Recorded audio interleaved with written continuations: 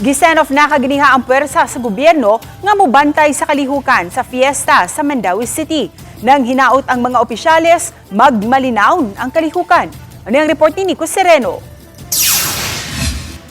Gihimo kaganihang buntag ang send-off ceremony para sa mga security personnel nga mubantay sa kalihukan sa fiesta sa Mandaue. Sa ground sa pribadong kumpanya sa may barangay Subang Dako gihimo.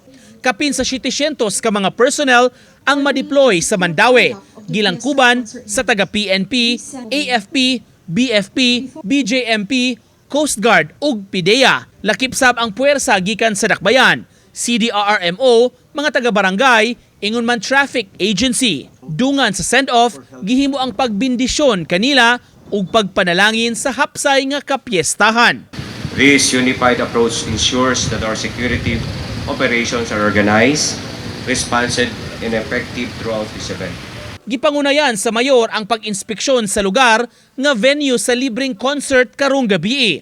Gitan-aw ang mga security measures nga gipatuman para sa kalihukan. Ang sikat nga singer-songwriter couple ang highlight sa maong konsyerto. Muhangi lang sad ko sa atong mga kaigsunan sa syudad sa Mandaue kung sunod lang ta sa atong mga men in uniforms, atong mga opisyalis sa barangay para ato masad ni. So I'm inviting everyone, all the Mandauehanons, this is your festa, this is our celebration. Samtang sa National Shrine of St. Joseph, festive na sabkaayo ang palibot para sa tinuig nga kalihukan.